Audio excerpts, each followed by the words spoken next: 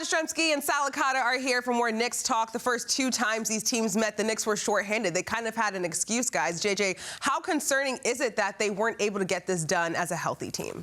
Incredibly concerning, because now in not one, not two, but three matchups against this Detroit Pistons team, Sal, the Knicks have gotten punked. They've gotten absolutely embarrassed, and they had everybody playing. They were fully rested from the All-Star break. The barrage from the Pistons at the end of the first half, completely unacceptable. Not having an answer for Cade Cunningham, who was by far and away the best player on the floor. It was not even debatable. It was not even close. He dominated him. He whooped them, and you could tell Detroit got extra satisfaction in coming to Madison Square Garden and sticking it to the New York Knicks. Deplorable effort. The three games against the Pistons have been completely unacceptable. How is it not concerning? Yeah, I think it would have been bad enough had they lost this game, but the fact that it was another non-competitive game, certainly in the second half, early on you're thinking, okay, you like the fight from the Knicks, a good old-school defensive battle. Knicks doing some good things. They couldn't hit a shot to save their lives. Right. But if they lost this game, it would have been bad enough for all the points that you mentioned. Rested, they're at home. They had to beat the Pistons,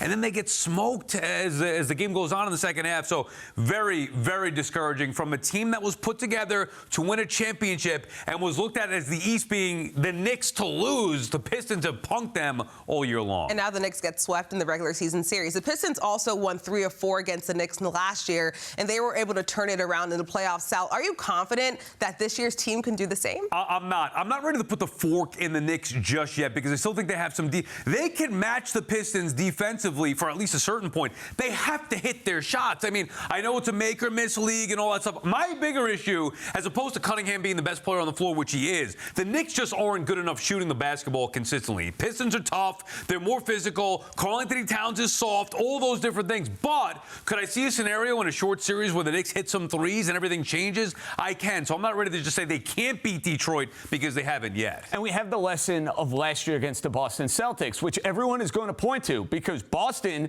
smoked the Knicks in the first three matchups. The last one in Madison Square Garden was close, and we went into that second round series against Boston saying there's no chance the Knicks can beat the Celtics. They went to Boston. They won the first two games. The rest is history. The problem you have, to Sal's point earlier, this was supposed to be a coronation year for the Knicks, right? Yep. This was supposed to be the year. They're by far and away the best team in the Eastern Conference. It's now their time to go and get to the NBA Finals. That does not appear to be the case. Clearly, Detroit has not gotten that memo, and it's going to have to be a drastically different looking version of the New York Knicks if they match up with this Detroit team come playoff time. This version, Chelsea, has no chance. And Sal, you're saying that you want a short series in the playoffs. That series went 6 games last year. So hopefully they can turn things around and try to get it done. Yeah, look, there's no way to dispute it. You watch these two teams play, there's one clear team that's better, and it's not the New York Knicks. It's definitely not right now.